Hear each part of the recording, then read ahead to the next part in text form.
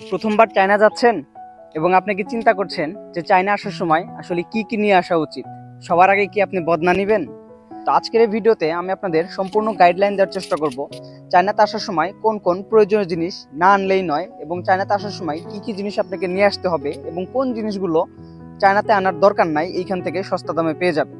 এবং সেই সাথে আজকের এই ভিডিওতে আমি এয়ার টিকিট বুকিং এবং ব্যাংক কার্ড সম্পর্কিত কিছু ইনফরমেশন দেওয়ার চেষ্টা করব আপনাদের। তো অবশ্যই সম্পূর্ণ ভিডিওটি দেখতে থাকুন।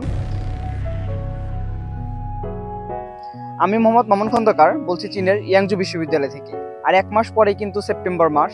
সেপ্টেম্বরেই সাধারণত চায়নাতে যারা পড়াশোনা করতে আসে বেশিরভাগ শিক্ষার্থী ফ্লাই করে। ইতিমধ্যে হয়তো অনেকে অ্যাডমিশন লেটার পেয়েছেন, অনেকে জেডাব্লিউ লেটার পেয়েছেন, অনেকে হয়তো বা ভিসাও পেয়ে গিয়েছেন।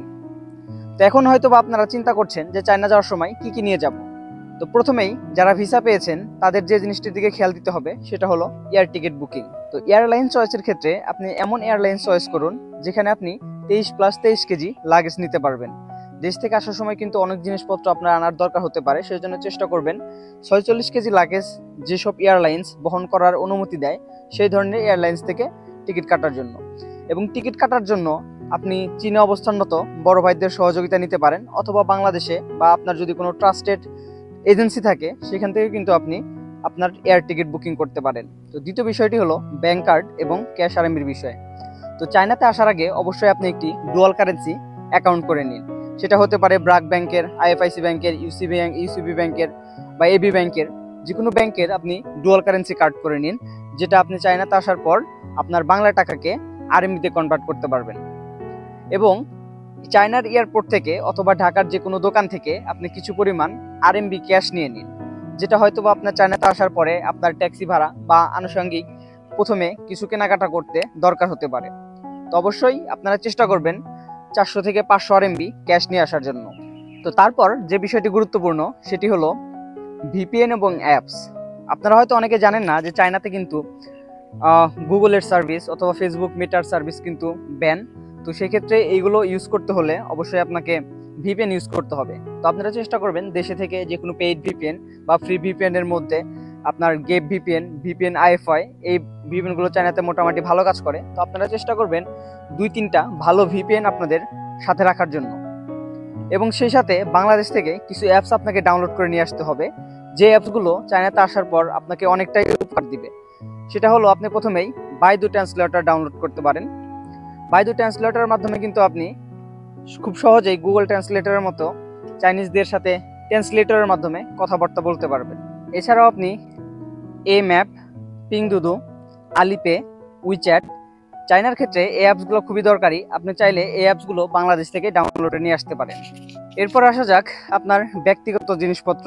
তো যাদের চোখের সমস্যা আছে বা যাদের চশমা পরার অভ্যাস, তারা কিন্তু চাইলে দেশ থেকে আপনার যে পাওয়ারের চশমা দরকার হয় বা যে পাওয়ারের চশমা আপনি ইউজ করেন সেই পাওয়ারের চশমা কিন্তু আপনি চাইলে দেশ থেকে নিয়ে আসতে পারেন।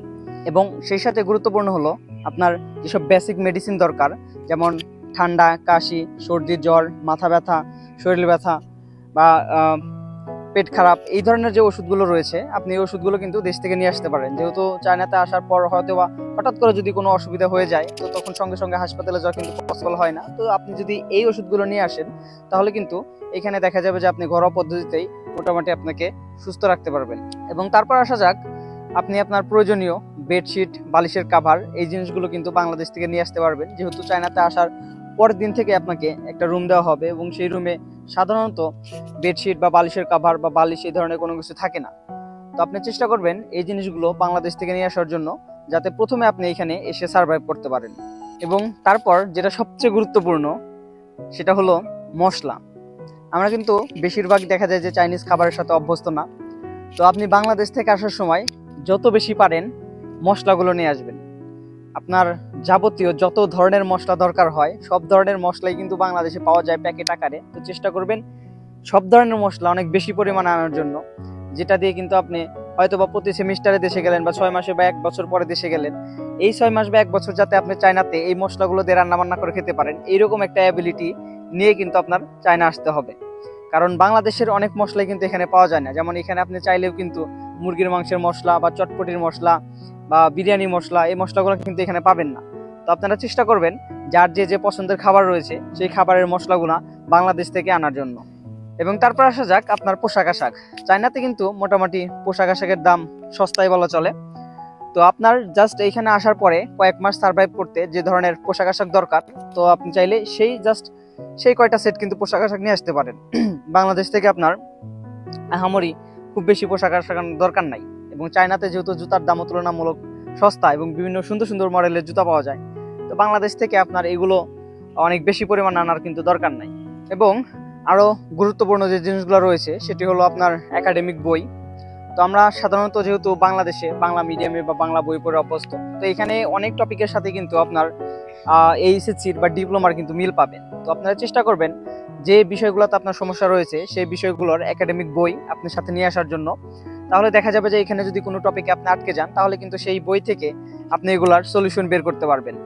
এবং ইলেকট্রনিক জিনিসের ক্ষেত্রে মোবাইল বা ল্যাপটপ কারো যদি পুরনো থাকে, তো বাংলাদেশ থেকে নতুন করে কেনার দরকার নাই। চায়নাতে কিন্তু আপনি খুব কম দামে ভালো ল্যাপটপ এবং মোবাইল কিনতে পারবেন। তো বাংলাদেশ থেকে ল্যাপটপ বা মোবাইল কোনো কিছু কেনার দরকার নেই। পরবর্তী যে জিনিসটা গুরুত্বপূর্ণ সেটি হলো আপনার হ্যান্ড ক্যারি এবং আপনার ডকুমেন্টস।